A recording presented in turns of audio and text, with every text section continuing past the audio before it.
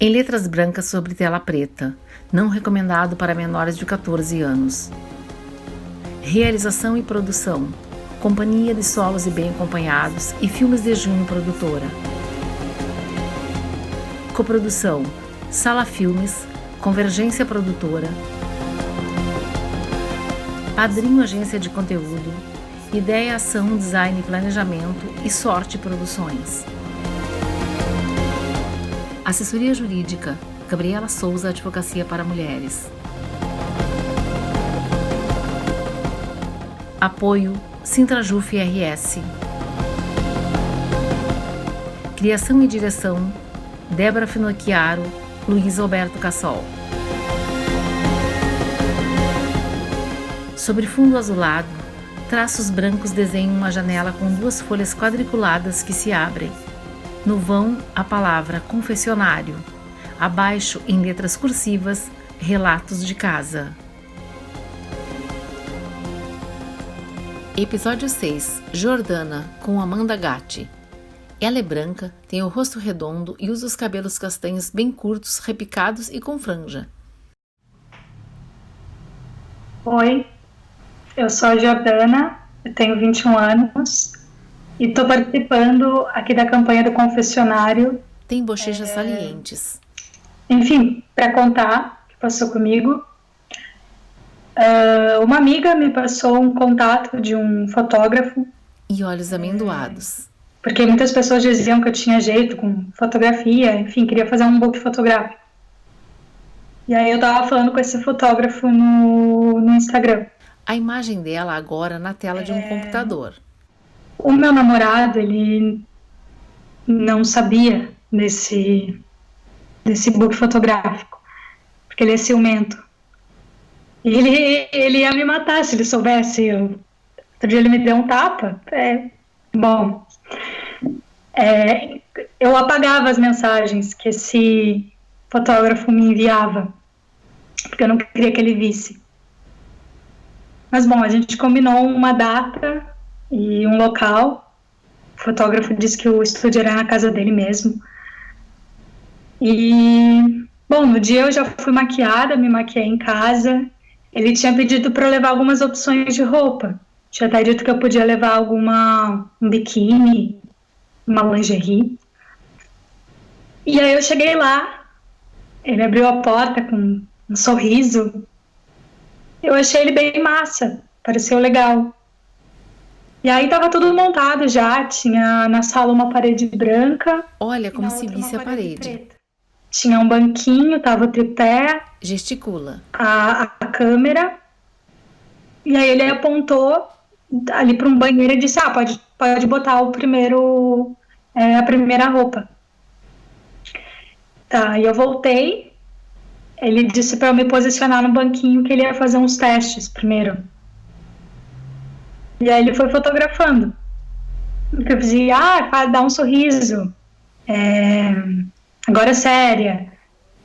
E aí eu ia fazendo, assim, eu não sabia muito bem. Balança os ombros, tímida. Eu até tinha ensaiado em casa algumas poses para as fotos.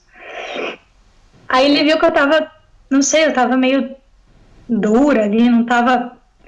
Aí ele disse que ia botar uma música pra gente, pra entrar no clima. Aproxima-se da tela. Aí ele foi, botou uma música e trouxe cerveja. Apoia a cabeça na mão esquerda. Serviu 2 copos, eu até bebi um pouco, porque eu não ia fazer desfeita. Aí ele começou a fotografar, ele fotografava, bebia, fotografava, né, dava um gole na cerveja. Aí ele veio até mim primeiro e foi ajustar um negócio no meu cabelo, mexeu no meu cabelo. Tá. Só que ele começou a ajustar o meu corpo para as poses. Ele ia ali e tocava, vira o rosto. E aí ele continuava dizendo, sorriso, carão, disse, faz uma cara sexy. Sei lá, era um book. Bom, aí... Ajeita o cabelo atrás da orelha. Aí nisso dele vir e me tocar, ele tocou na minha calcinha.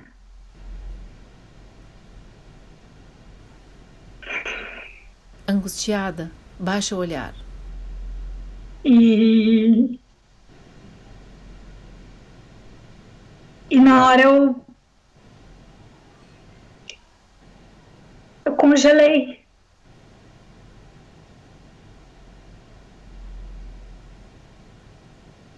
Eu pensei no meu namorado na hora, o que ele ia fazer, ele ia me matar.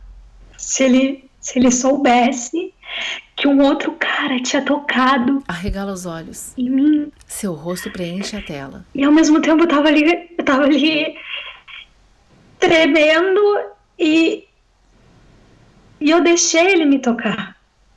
Eu não falei nada.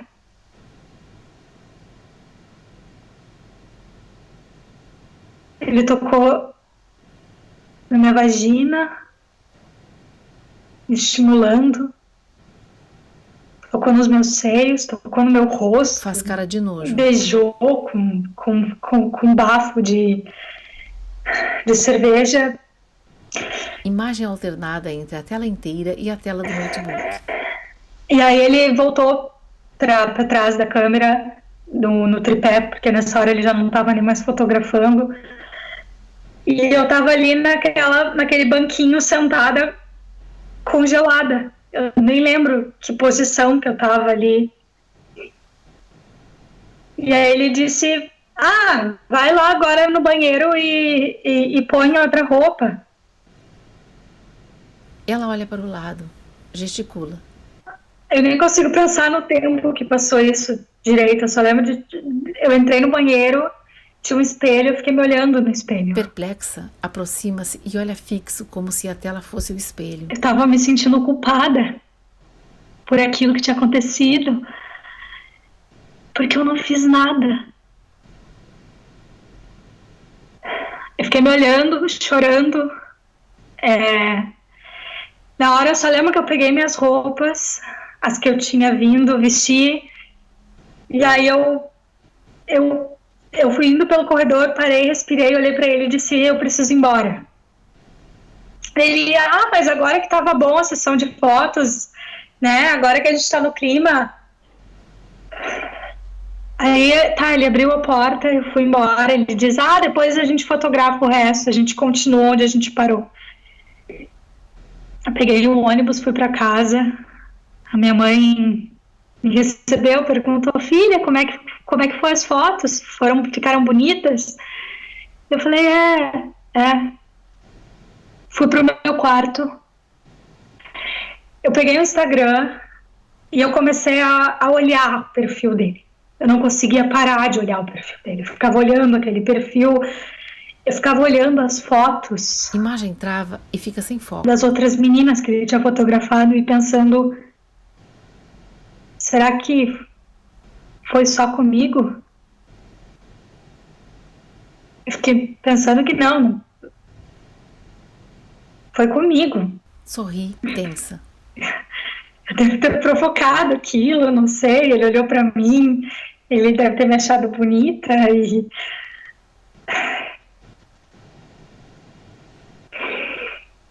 Aí, uns 2 dias depois, ele me mandou mensagem.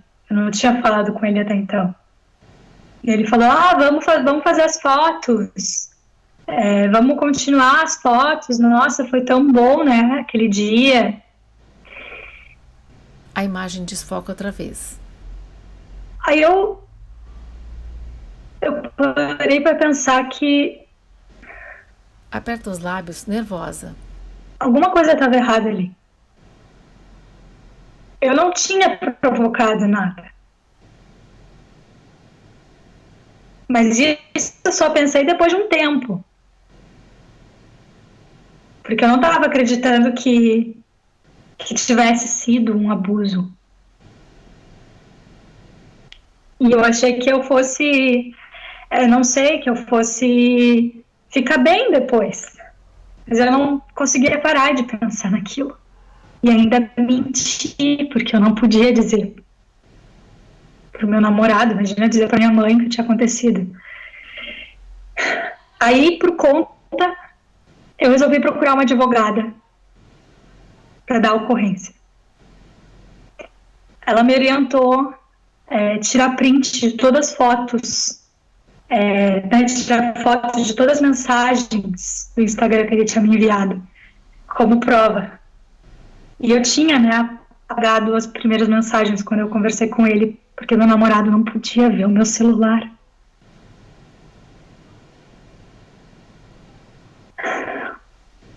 Aí tá, a gente combinou que eu ia mandar uma mensagem para ele poder responder e a gente ver o que ele ia responder. E aí eu mandei uma mensagem para ele dizendo que eu não tinha gostado daquilo e que aquilo tinha sido um abuso. E ele disse: não, tu gostou, tu ficou molhada, enquanto eu te tocava, não lembra? E bom, aí que começou o processo, ainda está em processo. Meus pais sabem que eu abri esse processo. O meu namorado, que agora não é mais namorado, ele ficou puto quando ele soube disso. Aproxima o rosto da tela. Ele não tá mais comigo. Mas eu achei importante. Eu achei importante porque eu acho que eu vejo assim que no Instagram agora tem uma onda assim de outras meninas exporem esses fotógrafos homens. Então eu acho que eu expondo esse fotógrafo, denunciando ele vai ser penalizado. E eu acho que eu aqui dando esse depoimento também, mulheres que passaram por algo semelhante com esse fotógrafo, com outros. E